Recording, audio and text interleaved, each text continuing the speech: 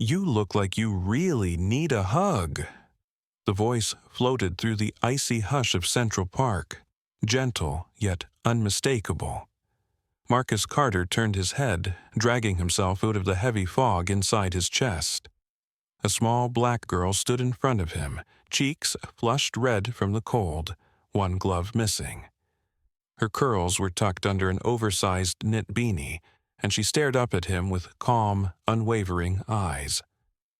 "What did you say?" he asked quietly. "You look like you need a hug," she repeated, as if pointing out the weather. People didn't usually talk to Marcus, not like this, not straight through the armor he wore. "I'm Zoe," she added, shifting on the frozen path. "I'm 6, almost 7.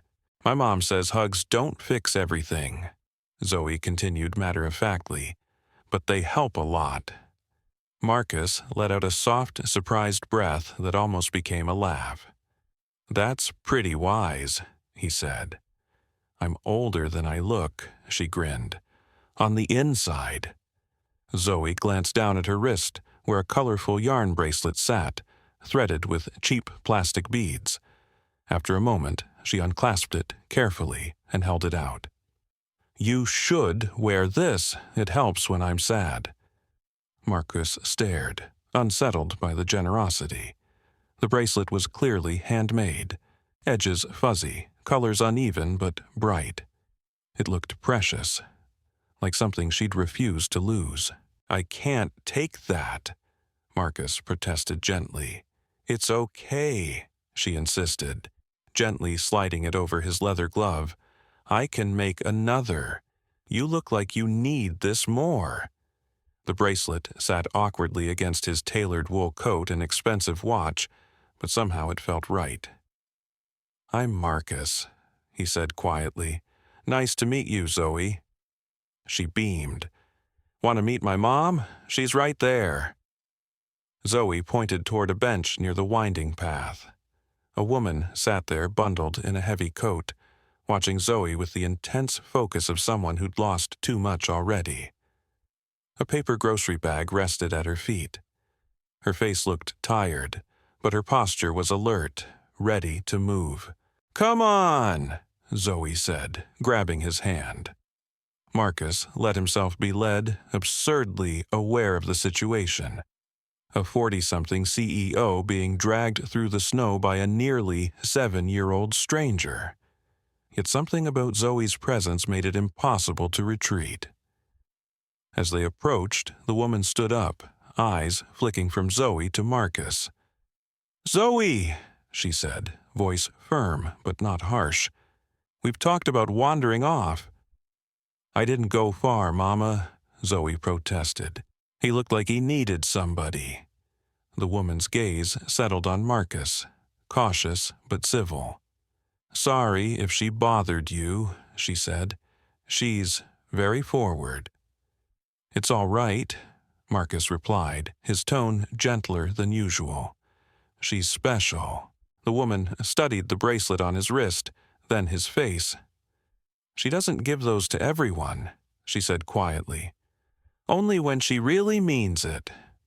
Marcus nodded. "I figured. I'm honored."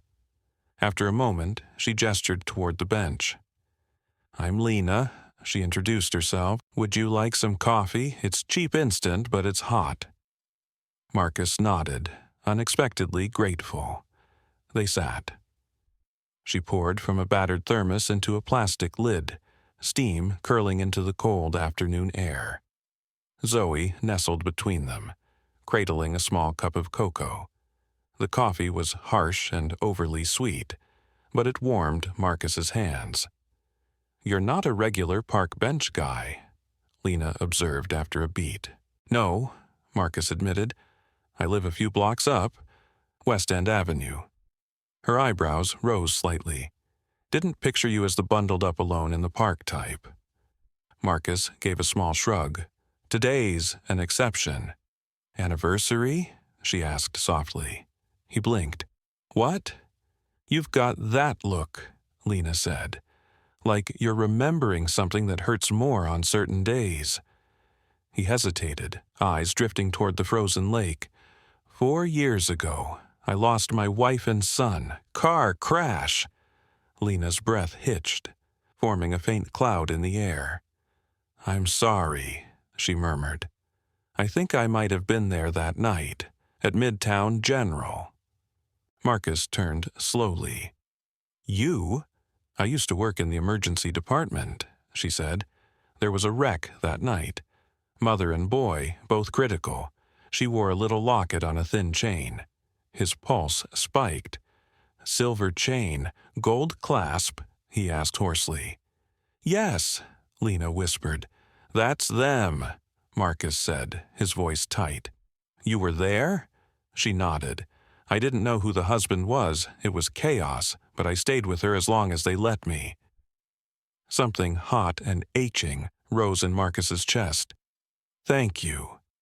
Lena looked away, eyes glassy. I'm sorry. We couldn't do more. You stayed, Marcus said, and the words rough but sincere. That's more than most people. Stories like this remind us that tiny kindnesses can shift entire lives. Tell us where you're watching from in the comments. We love seeing your cities and countries show up. And hey, if you haven't already, tap that like button and subscribe for more stories that linger long after the screen goes dark. The three of them sat in quiet for a while, listening to the wind. Zoe's head tipped against Lena's shoulder, her eyes growing heavy. I was in nursing school, Lena said softly. Had to drop out when I had Zoe. Still dream about finishing someday. You should, Marcus replied, glancing at Zoe, then at her. Some people are built to help. Lena gave a tired half-smile. Helping people doesn't always pay rent. Marcus looked down at the bracelet circling his wrist. The cheap yarn suddenly felt weighty, like a promise he hadn't agreed to but deeply needed. He stood eventually. I'll be around, he said, if you don't mind. Lena studied him, trying to read intent. We're here most afternoons, she said finally. Marcus nodded, then looked at Zoe. Thank you for the bracelet. She yawned. Keep it till you're not sad anymore, she murmured. As he walked away, the winter air felt slightly less brutal. Back in his sleek upper-floor condo, Marcus faced his bathroom mirror the next morning, fully dressed in a charcoal suit and pale blue tie. His gaze, however, was drawn not to the tie's perfect knot, but to the bright bracelet snug around his wrist. He'd tried twice to slip it off already. Each time his fingers touched the frayed yarn, something inside him balked, as if removing it might sever the thin thread, pulling him out of his isolation. With a sigh, he left it where it was, just for today. His high-rise on the Upper West Side looked out over glass towers and old stone, ambition stacked on ambition. Inside, the air felt sterile, untouched by laughter. A plate of scrambled eggs and sliced grapefruit, his son's old favorite breakfast, cooled untouched on the marble counter. He pushed the plate away. It was too early to head to the park, yet 10 minutes later, he shrugged on his overcoat, slid his hands into leather gloves, and stepped into the elevator. Anyway, logic protested. Habit was silent. By 9:30, he was at the lake. A fresh powder of snow dusted the winding paths. The bench from yesterday sat empty, dusted white. Marcus lowered himself onto the cold slats, the chill bleeding through his coat. He stared at the bracelet. Blue, orange, green. Threads knotted with clumsy care. No motive, no angle. Just kindness. He sat nearly an hour before leaving for his office tower. That afternoon, during a quarterly review, one of the partners glanced at his wrist. "New look, Mr. Carter?" the man joked lightly. "Very festive." Marcus didn't answer, just rubbed the bracelet with his thumb beneath the polished table. It didn't remind him of Charity. It reminded him he was still human underneath the titles. Later, exactly when the previous day's sun had begun to fade, Marcus returned to Central Park. This time, the bench was occupied. Lena sat reading a worn paperback. Zoe fed pigeons nearby. "Hey," Marcus called softly. Zoe's head snapped up, her face lighting like a lamp. "Mr. Marcus," she squealed, racing toward him and wrapping her arms around his waist. Lena rose, brushing snow from her coat. "Guess you're a regular now," she said, eyebrow lifting in amusement. "Looks that way," he replied. Lena's eyes flicked to his wrist. "You kept it," she noted quietly. Marcus raised his arm. "I tried to take it off, couldn't quite manage it." Zoe grinned. "Told you it helps." Lena shook her head. She believes her crafts are magical. "I'm starting to wonder if she's right," Marcus said. "It's been a long time since anyone gave me something just because they wanted to." Lena studied him. "You didn't just stumble over here again by accident, did you?" He exhaled. "No, I didn't." "Thought so," she replied. She gestured to the bench. "Sit. Coffee?" He nodded. They passed the thermos back and forth, Zoe curled between them with her cocoa. "Zoe was born at Midtown Memorial," Lena said. "I was 26. Her dad bailed before she turned 1. Marcus didn't flinch. "I'm sorry," he said. "I'm not," Lena replied. "It was brutal, but it taught me what staying actually looks like." Marcus nodded slowly. "She was quiet as a baby, not anymore. Now she's all questions and motion." Marcus smiled faintly. "Yesterday she asked if people ever stop being sad. I didn't know." "Do you know today?" Lena asked. Marcus looked at the frozen lake. "Not really," he admitted, "but I think I want to find out." They fell silent. Then he turned to Zoe. "You come here every day?" "Not Sundays," she said proudly. "That's library day. I love stories." "Me too," Marcus said. "Got a favorite?" "Harold and the Purple Crayon," she answered instantly. "He draws his own world."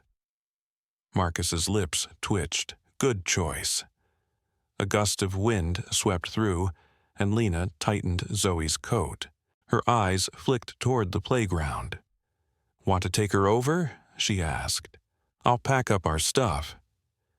Marcus hesitated, but Zoe was already tugging his hand. "Come on! You have to see the twisty slide." The playground was nearly empty. A few bundled kids clung to swings. Marcus steadied Zoe as she climbed the ladder, his hands moving instinctively. "Watch this," she called from the top, eyes bright. She barreled down the slide, landing in a burst of powder and breathless laughter. Marcus laughed too, unexpectedly loud, the sound unfamiliar in his own throat. "Again!" she shouted, racing back up. He didn't hurry her. Time stretched kindly. When they returned, Zoe's cheeks glowed pink, and her gloveless hand was nearly numb. Lena watched them, a trace of wonder in her expression. "She doesn't usually trust people this fast," she said. "She's kind of impossible not to like," Marcus replied. They gathered their things as daylight faded. Marcus offered to walk them to the shelter. Lena shook her head. "We've got it. You've already done enough." He crouched to Zoe's level. "I'll see you again?" "You'd better," she said, mock stern. Lena smiled. "Same time tomorrow?" she asked. "Same time," he promised, watching them disappear into trees. That night, in his silent condo, Marcus did something he'd avoided for 4 years. He opened a drawer, pulled out a framed photo of his wife and son, and set it on the mantel. He stood there a long time, the city humming faintly beyond the windows. I met someone today, he murmured to the picture. Two someones, actually. He didn't know what this new thread in his life would become. For once, he didn't feel adrift, just cautiously tethered. The bracelets on his wrist tugged at him, bright, childish, holding more than just his skin. Days slipped into a gentle pattern. Each afternoon, as the sun dropped behind the skyline, Marcus found himself walking the familiar loop around the lake to that same bench. Lena and Zoe were always there, sometimes feeding birds, sometimes reading, sometimes simply existing together in a small, self-contained world. On one afternoon, as the hints of early spring softened the air, Zoe greeted him with a new bracelet, this one bright yellow and green. "You have to wear them together," she insisted. Marcus obliged, his wrist now a colorful contrast to his cufflinks. He carried that brightness everywhere, Lena noticed. "You don't hide them under your sleeves," she observed while they shared coffee. "Most people would. I spent years hiding everything that hurt," Marcus said. "Feels like I owe it to myself not to hide what's helping." Lena looked at her hands. "That's braver than you think." "Surviving quietly is braver," he countered. She didn't argue, but her silence was full. Later, while Zoe pumped her legs on the swings, Lena spoke again.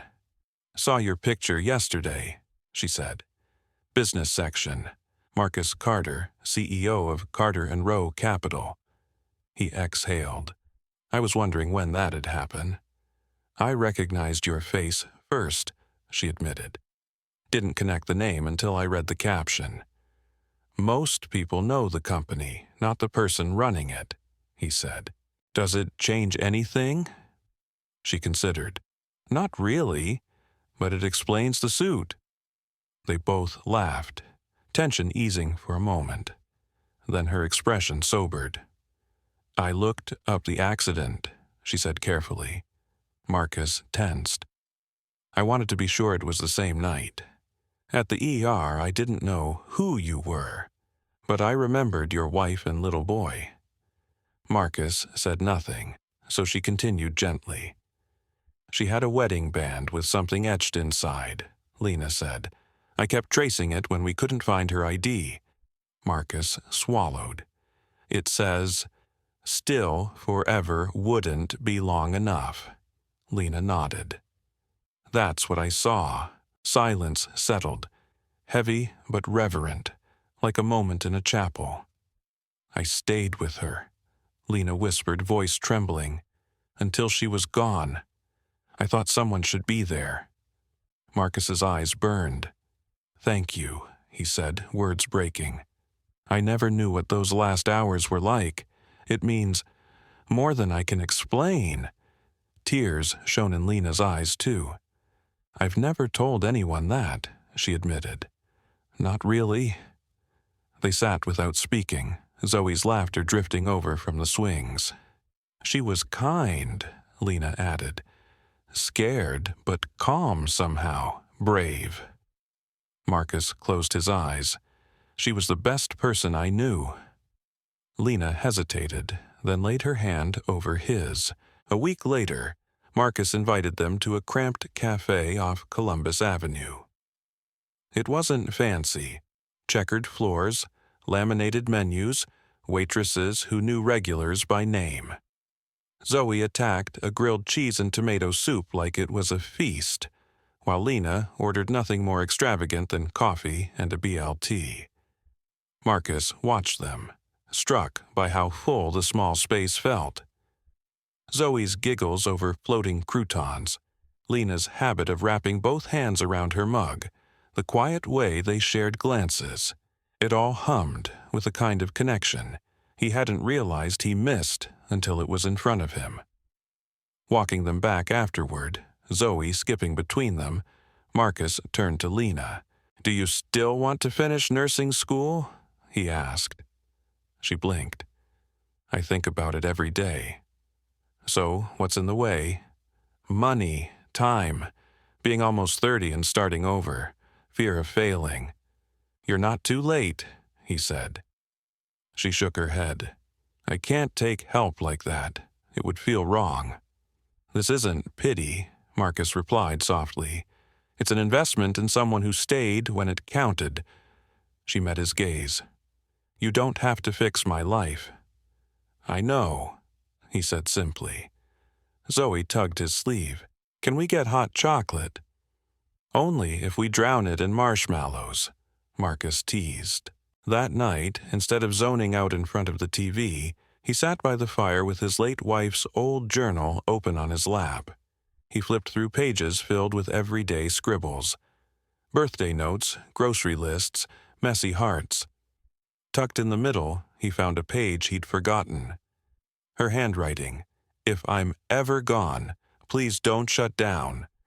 Let someone in, even if it looks different from us. Let it still be good." Marcus stared at the words for a long time, throat tight. Slowly, he set the journal beside the framed photo on the mantel. His fingers brushed the bracelets on his wrist. 2 simple rings of yarn, worn but strong. The past would always walk beside him, but maybe not crush him. The following Saturday, the sky over Manhattan pressed low and gray, hinting at late snow. Marcus stood outside a cramped neighborhood market not far from the shelter, clutching a reusable bag of groceries. He hadn't told them he was coming. It felt important that this not be some grand gesture. Inside the bag, apples, cheddar cheese, a loaf of sourdough, herbal tea, and a bright cereal Zoe had raved about, the kind that turned milk neon colors. It wasn't extravagant, just thoughtful. He found them at their usual spot, the same bench by the playground, wind cutting through bare branches. "Afternoon," Marcus called. Zoe spotted him first. "Mr. Marcus," she yelled, sprinting toward him. Lena lifted her head, expression shifting from wary surprise to warmth. "You tracked us down on a Saturday," she said. "The shelter opens later, gets crowded fast." Marcus handed her the bag, brought a few things. Lena accepted it hesitantly. "You really didn't have to." "I know," he said. Zoe peeked into the bag and squealed. "The rainbow cereal!" Lena gave Marcus a look, softer now. "You remembered." "Some things are worth remembering," he answered. They shared coffee again, steam rising into the brittle air. Zoe built lopsided snow fortresses nearby, narrating elaborate stories about snow princesses and invisible dragons. Marcus watched, struck by the wildness of her imagination. "She's the reason I'm still here," Lena said suddenly. "After I dropped out, there were days I thought I couldn't do it alone. But every time she laughed, I knew I had to keep going." "You did more than just keep going," Marcus said. "You stayed on the hard days, too." Lena looked down at her gloves. "Showing up again and again when nobody's watching. That's the part nobody talks about." He nodded slowly. "That kind of consistency is the rarest kind of love," he said. Zoe bounded over, breathless. "Can I show you something?" She pulled a folded piece of construction paper from her pocket and handed it to him. Inside was a crayon drawing. 3 figures holding hands under a bright sun. One figure wore a dark suit with messy brown hair. Another had a purple dress and dark curls. The smallest had 2 bracelets and a huge grin. "That's me," Zoe announced. "And Mama, and you." Marcus swallowed. "It's beautiful," he said. "I made it for you," she added proudly. He folded the drawing carefully and slipped it inside his coat. "Then I'll keep it close," he promised. Outside the shelter later, Lena hesitated at the steps. "Thank you," she said. "Not just for today, for caring enough to show up." Marcus smiled. "It's not effort. It's a choice." Back home, he pinned Zoe's drawing above the fireplace, right beside the photo of his wife and son. For a long time, he just stood there, looking from one to the other. That week, he made a quiet call to a friend at a local community college. He asked about reinstating a nursing student who'd once had to drop out. Then he wrote a check for tuition, listing the donor as anonymous. He told himself it wasn't charity. It was recognizing someone who'd held another human's hand in their worst hour and choosing to honor that. When he saw Lena next, she looked exhausted but lighter, like someone carrying a different kind of weight. "I got a call," she said. "From Riverside Community College. Someone set up a scholarship in my name. Covers 2 semesters. Marcus raised his eyebrows. "That's incredible," he said, feigning surprise. She narrowed her eyes. "Any chance you know who anonymous benefactor might be?" "I might know someone who knows someone," he replied. Lena laughed softly. "You're impossible. Persistent," he corrected. Zoe tugged his sleeve. "Does this mean Mama gets to be Nurse Lena again?" "Yes, baby," Lena said, tearing up. "I do." Marcus crouched to Zoe's level. "Your mom is going to be one of the best nurses this city's ever seen," he said. "Can I be her helper?" Zoe asked. Lena looked between them. "Honey, you already are." That night, Marcus walked home beneath falling snow, chest strangely warm. The city glowed under streetlights, every flake catching the light. For the first time in years, he didn't feel like he was heading into emptiness. He was walking towards something messy and real, something born from a child's bracelet and an unexpected hug on a frozen afternoon. A drizzly Thursday found Marcus stepping into Carter and Rowe's marble-lined lobby wearing the same composed expression his staff recognized, but something underneath had shifted. As he walked past the receptionist, her eyes flicked down to the bright woven bracelets peeking out from beneath his crisp shirt cuff. She blinked, clearly surprised, but said nothing. His assistant, Carla, fell into step beside him. "Board meeting at 10, lunch with the Cargill investors at noon. Your brother called twice about the foundation gala." "Move the lunch," Marcus said. "I'll handle the board meeting, then I need the afternoon." Carla paused mid-stride. "Should I ask why?" Marcus gave a faint smile. "I promised somebody I'd be at the school office by 1:30. Carla studied him, recalibrating. "Understood," she said finally. In the boardroom, conversation dipped as he entered. They took in the suit, the calm, the bright bracelets. No one commented, but he felt their curiosity. He moved through the agenda with the usual precision. Yet, even as he spoke about projections and portfolios, part of him lingered on a small girl with crayon drawings and a mother relearning how to reach for her own future. He let the words sink in. "Thank you," he murmured. "Don't throw a parade yet," Naomi added.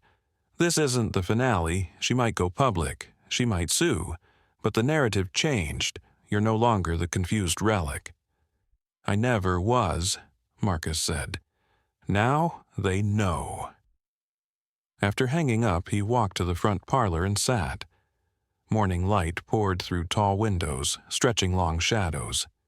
He didn't feel victorious exactly. He felt grounded, solid, like the spinning had stopped beneath his feet. Lena arrived half an hour later, already smiling as she burst through the door. "You heard?" she asked. "I did," he said. She rushed forward and hugged him without asking. He stiffened for an instant, then wrapped his arms around her. "You did it," she breathed. "No," he corrected gently. "We did."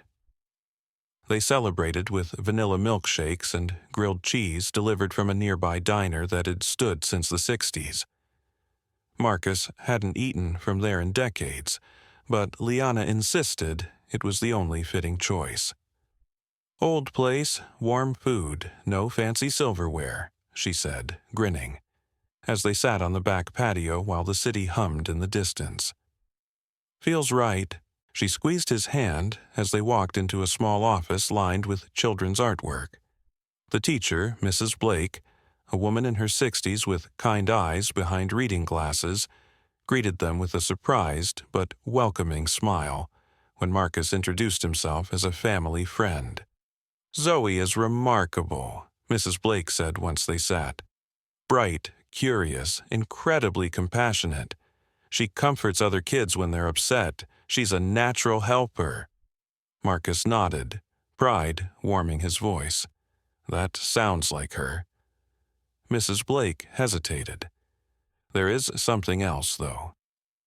Marcus felt his posture sharpen. "Go ahead." "She's mentioned being afraid at night," Mrs. Blake continued gently. "Not monsters, just this vague fear that her mother will disappear. She wakes from nightmares crying sometimes." The words hit Marcus like cold water. "She doesn't talk much about that with adults," he said. "She's trying not to worry her mom."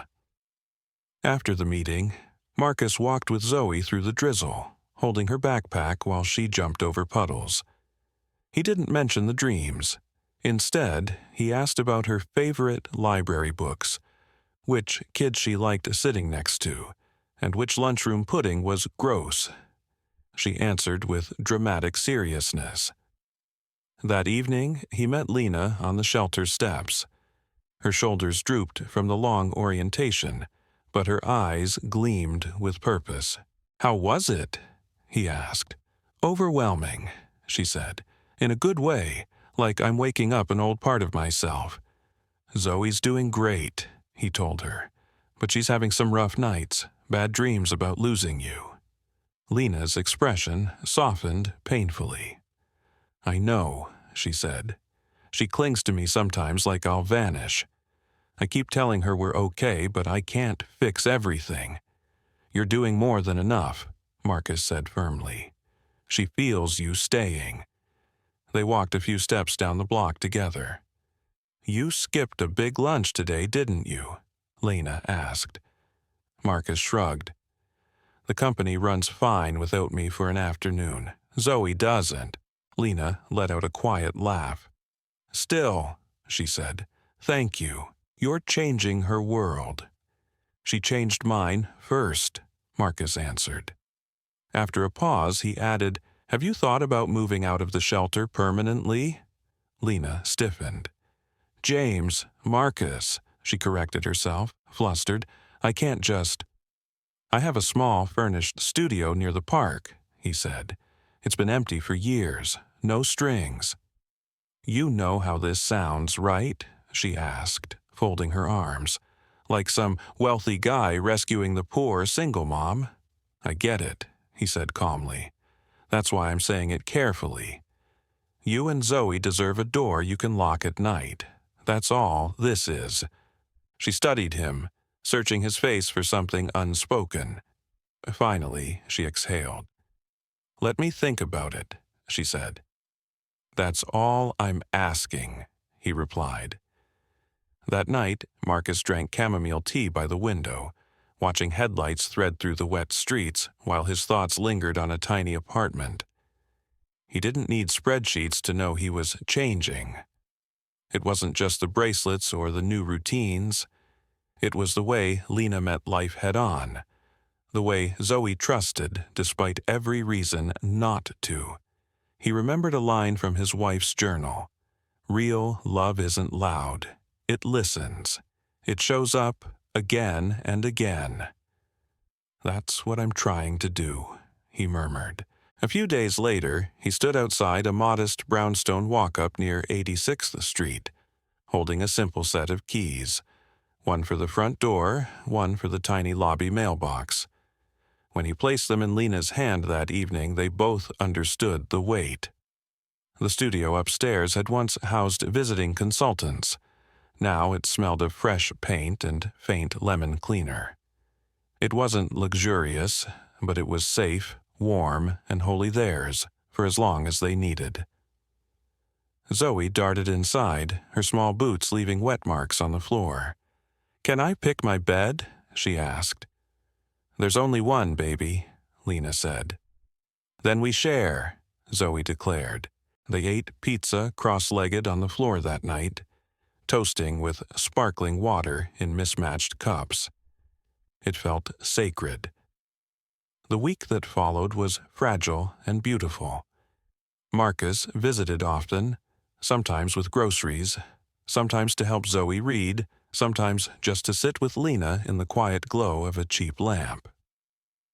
One gray afternoon, everything shattered. His phone buzzed during a meeting. A text from Lena. "Can you come?" "The shelter manager showed up," she said when he called. "He followed us after school, said I broke rules by leaving, threatened to call social services if we didn't come back." Marcus's jaw clenched. "They can't do that. Zoe's safe with you. They said I didn't report it. Protocols." "They're trying to scare you," Marcus said, anger flaring. "You did the right thing. I'll take care of this." In the mirrored elevator the next morning, his reflection looked polished as ever, but beneath the starched shirt and steel tie something fierce and focused burned. No one threatened them without answering to him. When Marcus stepped into his office, Carla glanced up from her computer, immediately reading the storm in his face. "Everything okay, sir?" He gave a curt nod. "I need the best pro bono family law attorney in New York. Today." Her fingers froze on the keyboard. "We already work with several firms," Carla said carefully. "Half a dozen could fit that description." "Not for the company," Marcus replied. "For someone else. And I want the one who doesn't flinch when a system starts hiding behind red tape." Carla straightened. "Understood. I'll find her." A few hours later, Marcus sat across from a sharp-eyed woman in a charcoal blazer. "Rachel Kane," she introduced herself, gripping his hand firmly. Known citywide for dismantling crooked custody cases, she'd built a reputation defending single mothers. The system preferred to forget. Marcus explained Lena's situation in detail.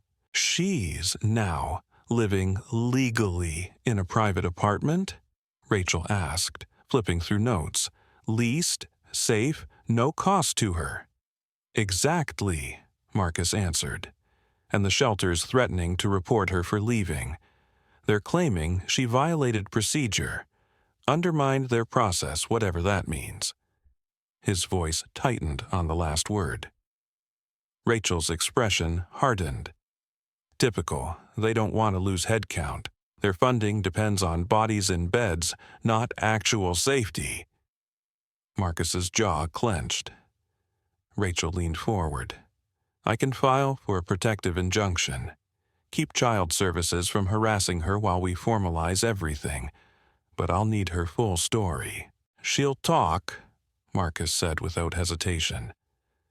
"Lena's tougher than she thinks." Rachel nodded once.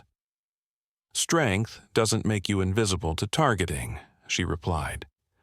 "Especially not if you're a single black woman in a system designed to blame you first." Marcus didn't answer, but the anger in his silence spoke loudly. That evening, Marcus knocked on the apartment door, a thick folder tucked under his arm and exhaustion hanging from his shoulders. Lena opened it barefoot, wearing a soft sweatshirt and leggings. The air smelled of rice, garlic, and simmering vegetables. Warm, real home. "You're early," she said, surprised.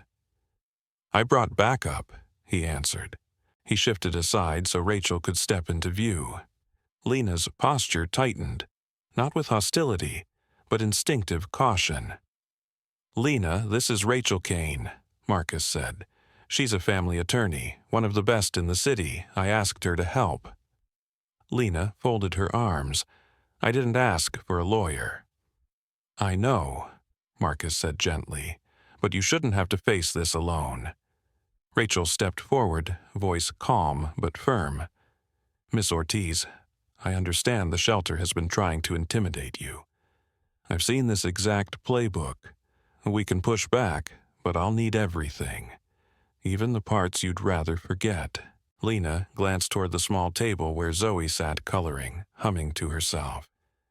"I don't want my daughter dragged into this mess," she said quietly.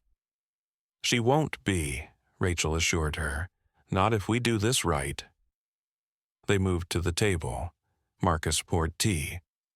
Zoe was guided to her room, promised a story later. Then Lena began. She described the eviction that forced her into the shelter, the endless weeks waiting for placement, the dehumanizing curfews, the communal bathrooms, the screaming matches in the middle of the night that left Zoe shaking, the day she found mold on the food tray. The complaints ignored. She spoke about caseworkers who never looked her in the eye, who moved papers, checked boxes, typed notes, but didn't listen. And then she described the first night in the apartment. Quiet, clean, theirs. The first time in years she slept without jumping at every noise, without rehearsing an escape plan. By the time she finished, Rachel's pen had slowed to a stop. Her jaw was set. "I've handled hundreds of ugly situations," she said softly, "but this is outrageous." Lena's eyes glistened. They made me feel like a criminal, like wanting better for Zoe was some kind of crime. "It's not," Marcus said firmly. "It's the most unselfish thing you've ever done." Rachel rose from her chair. "I'll file in the morning. We'll ask for a hearing as soon as possible. If they push, I'll push harder." Lena swallowed, her voice barely audible. "Thank you." She meant it more than words. After Rachel left, Lena turned to Marcus. "I don't even know how to thank you," she whispered. "You don't owe me anything," he replied. "You're not alone in this anymore." The room fell quiet. Then Marcus added, softer, "When Zoe told me she dreams you disappear, I knew I couldn't stay hands off." Lena blinked, startled. Tears pooled at the corners of her eyes. She never tells me about those dreams," she said. "She's like you," Marcus answered. "Strong until it hurts. Even strong people need something to hold on to."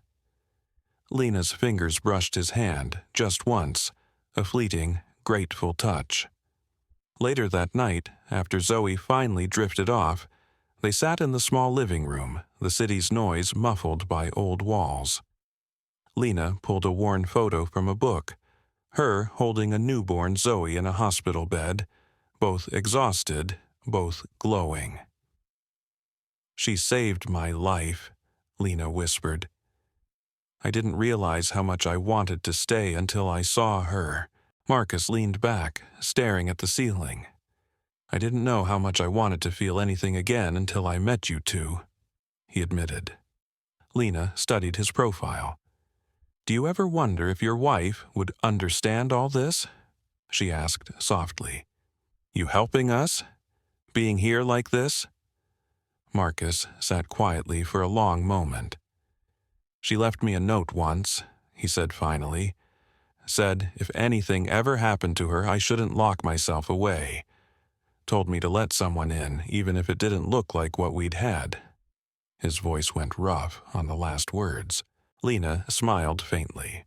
"Sounds like she knew you better than you know yourself." Marcus nodded. "She always did." As the night deepened, Lena rose. "I should get some sleep. Big day tomorrow." Marcus stood too. "You're not facing it by yourself," he said. She paused at her bedroom door. "Neither are you." For the first time since the shelter's threats, something sturdier than fear settled between them. A quiet certainty that whatever came next, they'd stand together. The courthouse on Center Street loomed like a stone giant the next morning, stoic under a pale sky. Inside, echoes of footsteps and hushed arguments filled the air.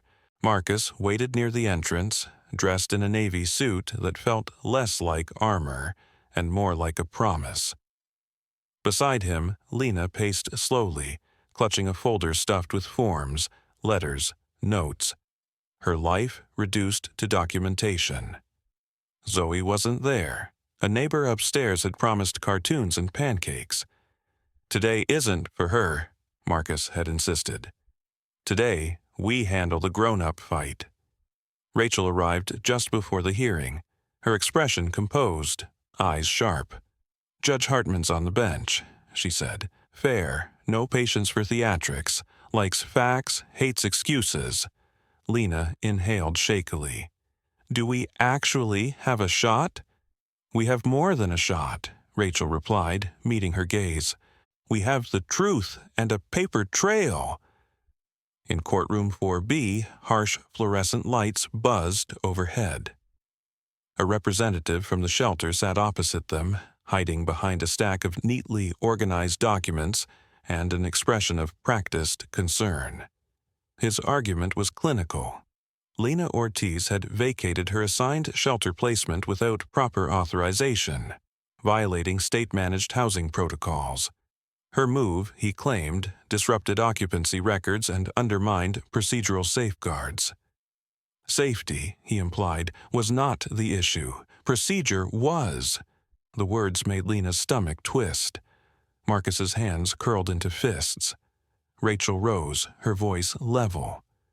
Your Honor, Ms. Ortiz did not abandon services.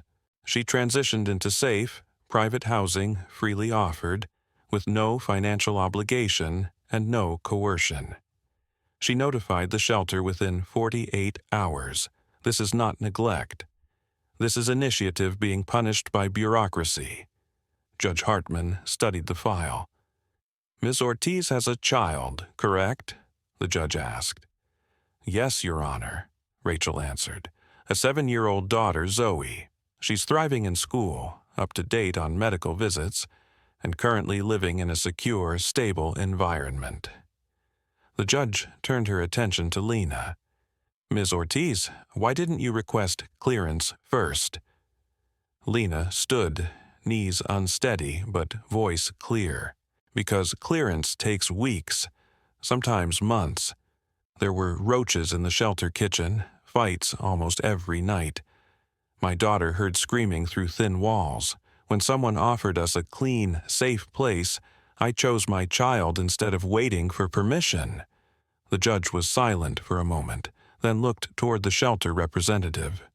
Was Zoe ever reported as missing? Any wellness check requested? No, Your Honor, he admitted. But protocol isn't law. Judge Hartman cut in sharply.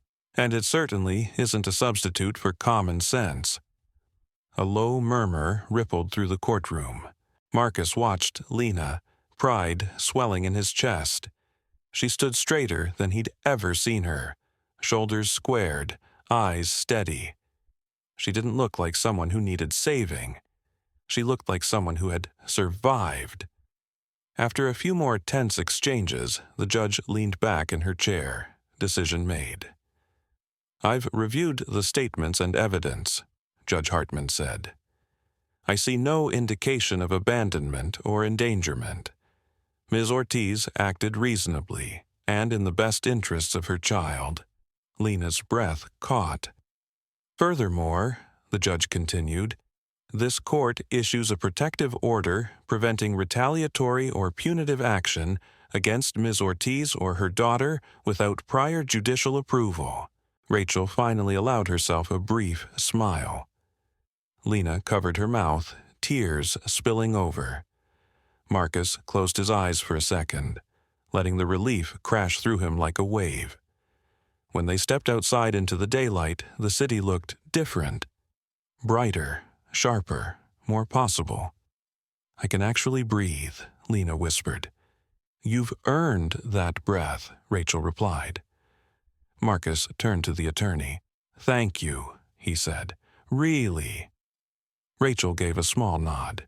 You believed her. That's more than most people ever bother to do. As she walked away, Lena turned to Marcus.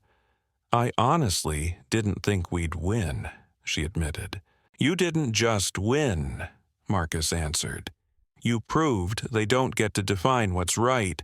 She looked at him, eyes shining. This wouldn't have happened without you. He shook his head. None of this matters without you and Zoe. They descended the courthouse steps slowly, letting the sunlight soak into their faces. A taxi honked. Pigeons fluttered past. Halfway down, Lena stopped. Do you ever feel like your life split in two? She asked. Before and after the worst day? Marcus swallowed. All the time, he said. She searched his face. And now? He breathed in. Now I'm finally seeing the bridge between the halves. She smiled, something healing sparking between them. Back at the apartment, Zoe launched herself into her mother's arms the second they walked through the door, then turned to Marcus.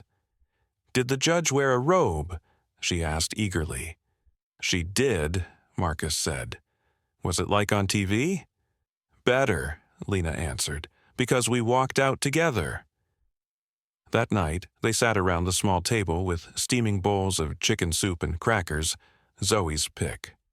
Lena lit a small candle she'd been saving for a good day. Marcus raised his mug of tea. To justice, he said. Zoe lifted her juice. To marshmallows, she added. Laughter filled the room. When Marcus finally headed home, the air felt cooler but kinder. Passing a shop window, he caught his reflection. He didn't see the detached executive he'd been for years. He saw a man softened at the edges, a man whose life wasn't defined solely by what he'd lost. On his wrist, the 2 yarn bracelets, faded, slightly frayed, were still holding, just like him. Spring tiptoed into the city, tentative and slow. Central Park traded gray for green. Trees budded, flowers slipped through the soil, and the lake thawed. With each passing week, Marcus found himself at Lena's door more often. What had begun as an act of conscience evolved into something deeper, mutual, steady, real. He wasn't simply helping Lena and Zoe survive. He was slowly, undeniably becoming part of their family. The apartment, once a temporary refuge, now carried the small signatures of permanence. A blazer of his hanging in the closet, Zoe's artwork taped everywhere. The rhythms of their life settled. The kettle whistling in the mornings, Zoe's laughter bouncing down the hallway, Marcus and Lena washing dishes shoulder to shoulder, comfortable in the quiet. Yet outside their cocoon, eyes were turning. At Carter and Row, curious whispers multiplied. A board member quietly asked Carla about Marcus's new priorities. An investor inquired who the woman and child were that someone had spotted leaving Marcus's building on a Sunday afternoon. Curiosity, in their world, was rarely innocent. Then came the article. One Monday, Carla stood by Marcus's desk, pale. "It's in the Tribune," she said, holding up a printout. Lifestyle section. The headline was coy but loaded. Power, privilege, and a personal project. Who's the woman living in Marcus Carter's shadow? A grainy photo showed Lena and Zoe entering the building, Zoe laughing, Lena carrying groceries. No names yet, no accusations, but the implication was clear enough to ignite speculation. Marcus's grip tightened on the paper. "Find out where this leaked," he said. "I want to know who fed them details." "It's already bouncing around online," Carla replied. "The board's called an emergency session. They're demanding an explanation." Marcus sat down slowly, suddenly aware of how small his corner office felt. That afternoon, he met Lena on their usual bench, the folded article burning a hole in his coat pocket. "I should have seen this coming," he said. Lena read the piece silently, her fingers trembling just enough for him to notice. Are they going to fire you? She asked. Marcus let out a short, humorless laugh. You don't exactly fire a Carter from Carter and Row, he said. But they'll use it. Question my judgment. Frame you as some scandalous distraction. Lena folded the paper carefully. I never asked for this attention, she whispered. I don't want to be a headline. I know, Marcus replied, and I'll protect you both, whatever it takes. She looked away, jaw tight. I've spent my whole life refusing to be someone's burden, she said. You aren't, he insisted. You've never been. But the shadows were already creeping in around their bright little world. The board meeting was brutal. 12 executives sat in a polished glass room, their suits crisp, their faces carefully unreadable. At the head of the table, the chair, Helena March, folded her hands. We have concerns, Marcus, she began. Clients are asking questions. The press is circling. Perception matters. If you're asking whether I used company funds to support Lena and Zoe, Marcus said evenly, the answer is no. This goes beyond finances, Helena replied. This is about optics and stability. Investors want to know if your involvement is compromising your objectivity. Another director leaned forward, eyes narrowed. There's worry, frankly, that your relationship with Miss Ortiz has become complicated, he said. That personal entanglements are clouding executive judgment. Marcus's gaze sharpened. Are you saying compassion disqualifies leadership now? He asked quietly. We're saying you've built this firm on distance and discipline, Helena responded. Right now, your image is evolving. Marcus stood, heart hammering but voice steady. 4 years ago, I lost my wife and son in a car accident, he said. You all remember that. I kept this place running on autopilot, made money, signed papers, pretended I was still alive. Then I met a little girl who offered me a bracelet. Her mother, he continued, fought every day to keep going with nothing. No safety net, no favors. They reminded me what being human actually feels like. He looked around the table. I won't apologize for that. I won't distance myself from the only thing that's given my life meaning again just so everyone stays comfortable. Helena held his gaze. Are you saying you'd risk your position here over this? She asked. Marcus nodded once.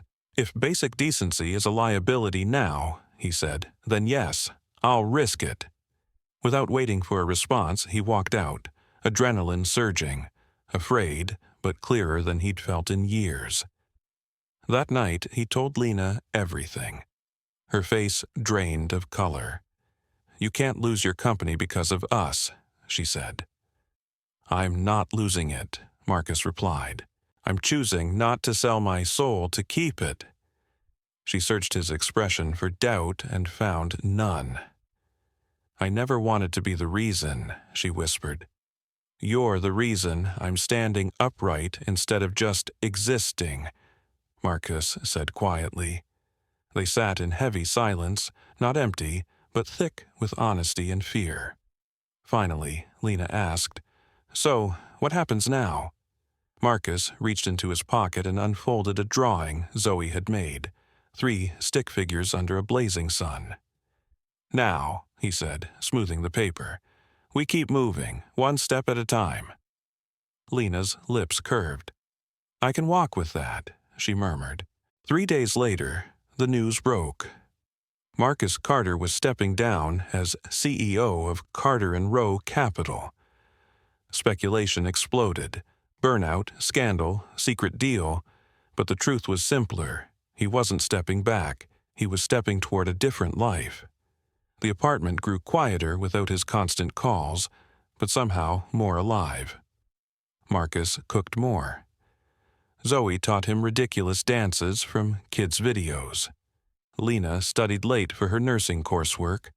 Flashcards spread across the coffee table like confetti. One evening, Zoe wandered into the living room holding the original bracelet, the yarn stretched thin from years of wear. "It's getting loose," she said sadly. Marcus knelt. "That's okay," he told her. "Things we keep close for a long time change shape. Doesn't mean they stop mattering." Zoe carefully knotted it tighter around his wrist. "I still want you to wear it," she said. "I still like it." He smiled, throat tight. "Me too, kiddo." In that small, ordinary moment, the roar of the outside world faded, leaving only what truly counted, the little family they'd chosen. Early summer arrived, humming with heat and possibility. Life didn't suddenly become easy. Bills still needed paying, ghosts still woke Marcus in the night, but it became tangible, grounded. Morning started with coffee and Zoe's chatter, not conference calls. The hum of a box fan replaced the whir of private jets. Marcus began writing again, something he hadn't done since college. Short essays, reflections, half-finished stories about grief and second chances, about bravery that looked like showing up to parent-teacher meetings, not hostile takeovers. He didn't miss earnings reports. He didn't miss shareholder calls. He didn't miss pretending money was enough. Lena passed her final nursing exams with honors. When the email arrived, she didn't scream. She just exhaled a breath she'd been carrying for years. Marcus walked into the kitchen in time to see her smile, exhausted, luminous. "You did it," he said. "We did it," she answered. "For Zoe." They hugged. No speeches, just quiet victory. That same week, Zoe brought home a crumpled flyer for the school's end-of-year show.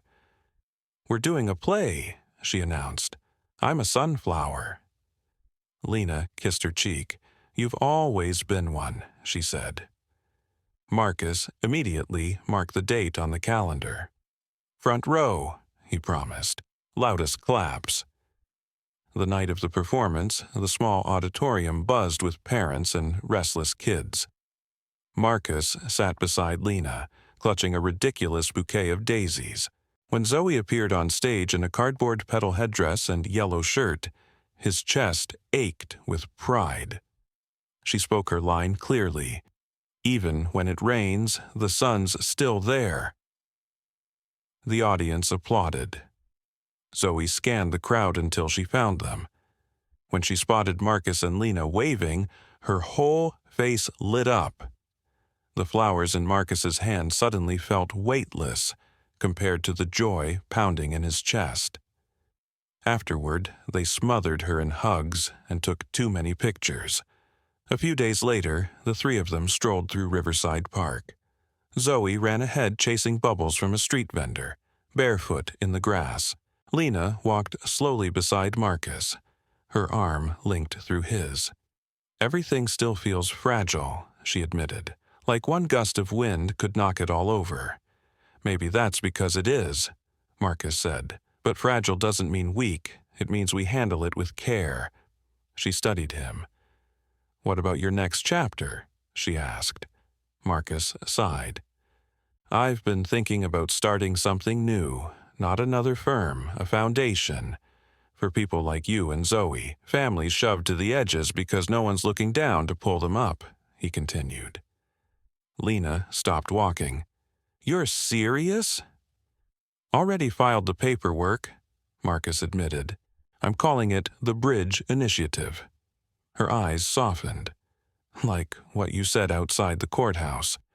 About finding the bridge between the halves of your life." He nodded.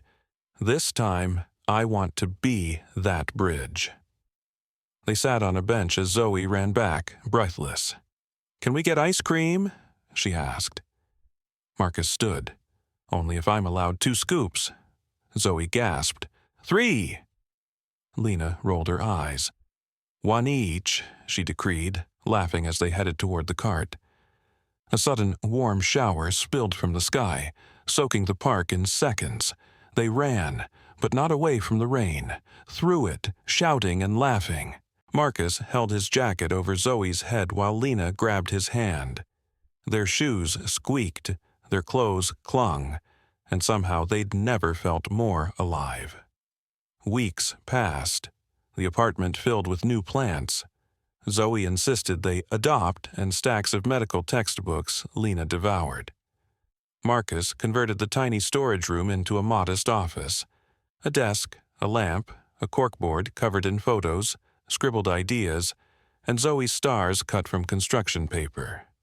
It was small, but it was his. One afternoon, Lena found him gazing out the window. "What's going on in there?" she asked. He turned, smiling softly. "I was wondering if it's too soon to call this place home." Lena stepped closer. "Marcus," she said, "this became home the night Zoe wrapped that bracelet around your wrist." He looked down at the faded yarn, still stubbornly holding. "Is it strange," he asked, "that losing everything somehow led me here?" Lena rested her head against his shoulder. "No," she said, "I think it led you to us." A year later, they stood together at a different kind of ceremony. Lena, wearing a crisp white coat, accepted a position at a busy community clinic. Zoe, now devouring chapter books, wrote stories where heroes always chose kindness. Marcus, no longer a CEO, stood with them as a partner and father figure, a man who traded profit margins for something far more valuable. The Bridge Initiative quietly flourished. No flashy campaigns, no red carpet fundraisers, just rent checks paid on time for families in crisis, legal fees covered, scholarships granted, shelters held accountable. Not every story ended perfectly, but each one felt like a brick laid in something sturdy, something that would outlive any headline. On their first holiday as an official family unit, Marcus watched Lena seasoning vegetables in the tiny kitchen while Zoe slid across the tile in socks, singing off-key. The apartment smelled like rosemary and roasted garlic. Music hummed from an old speaker. Laughter bounced off every wall like light. Marcus lifted his glass of sparkling water. "To the family we found, in the most unexpected place," he said. Lena raised hers. "To the storms we survived." Zoe clinked her juice box. "To sunflowers," she shouted. They laughed, glasses meeting in the middle of mismatched plates and second-hand silverware. In that cramped kitchen, nothing dramatic happened. No reporters called, no board members judged, no court orders loomed. There was just dinner, warmth, shared glances, and the easy comfort of belonging. The extraordinary thing was how ordinary it all felt. Simple, quiet, exactly enough. The story of Marcus, Lena, and Zoe shows that family isn't defined by last names or matching faces, but by who shows up when everything falls apart, and keeps showing up after. It's about resilience, not perfection. About people who choose one another over and over, even when the world disapproves. It reminds us that healing rarely arrives in grand gestures. Sometimes it starts with a small, handmade bracelet, a hug from a brave kid in a freezing park, or a cup of cheap coffee shared on a worn-out bench. Little acts of care that, piece by piece, rebuild a shattered heart. In a culture that worships status and speed, their story celebrates something quieter, the dignity of every life, the courage it takes to protect your child when the system fails, and the strength required to let someone love you when you've convinced yourself you don't deserve it anymore. Marcus learned that walking away from power didn't make him weaker. It made room for something stronger: integrity, presence, and genuine connection. Lena discovered that asking for help didn't erase her independence. It amplified her courage. And Zoe, with her bracelets and drawings, showed them both how to hope again. The Bridge Initiative became more than paperwork and donations. It became a living echo of their journey, a promise that no mother would be punished for protecting her child, that no kid would have to sleep in fear if there was any way to stop it, that kindness could be institutionalized. Years from that first snowy day, people might forget the headlines about Marcus stepping down. They might not remember the gossip, the speculation, the outrage, but they'd remember rent paid just in time, custody battles won, degrees finished, and kids who grew up believing safety and love weren't impossible luxuries. And if anyone asked Marcus when everything changed, he would think back to a winter afternoon, a small voice asking if he needed a hug, and a child's bracelet slipping over his wrist. A moment that didn't fix everything, but shifted the entire direction of his life, one gentle inch at a time. If they asked Lena, she'd remember standing in a courtroom, telling the truth out loud for the first time without apologizing for it. She'd remember the weight of keys in her hand, the first night in a quiet apartment, and the realization that love could arrive wrapped in unexpected faces. And if they asked Zoe, she'd probably just say, "It started in the park," then tug at her own bracelet and run off to draw another picture of 3 figures under a giant sun. Because for her, the miracle wasn't complicated. It was simply that they'd found each other and stayed. Ultimately, their story is a reminder that the cracks in our lives, the losses, the failures, the nights we thought would break us, can become doorways. Not to the life we thought we wanted, but to one that's truer, softer, and somehow more solid beneath our feet. It tells us that compassion is never wasted, even when it costs us, that standing beside someone the world has written off might just save both of you, that choosing love over image, people over profit, and truth over comfort is rarely easy but always worthwhile in the long run. And if you're watching this feeling a little broken, a little alone, maybe their journey is your reminder. You are not beyond repair. Sometimes the help you need walks in looking nothing like what you expected. A neighbor, a stranger, a child with a crooked smile and a bracelet. Sometimes all it takes to begin again is saying yes to a small kindness. Letting someone stay, letting yourself care, letting go of the belief that you have to carry everything alone. Because healing doesn't ask whether you're ready. It just knocks quietly and waits for you to open the door. Marcus, Lena, and Zoe didn't rebuild their lives overnight. They stumbled, doubted, argued, and hurt, but they kept choosing one another, even when the world tried to pull them apart. That's what made them a family.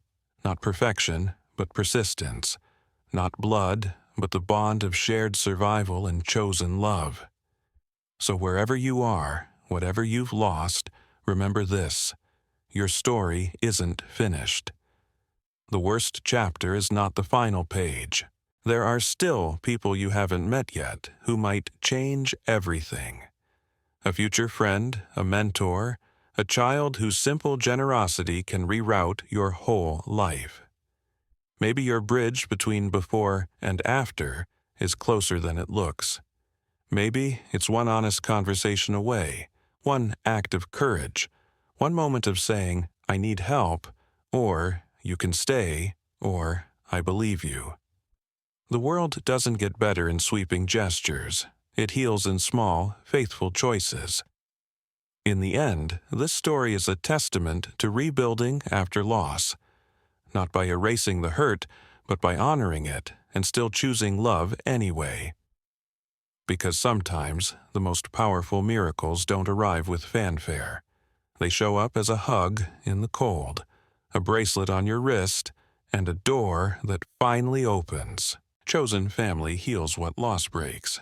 If you're in your late 60s or beyond, you know how heavy an empty house can feel.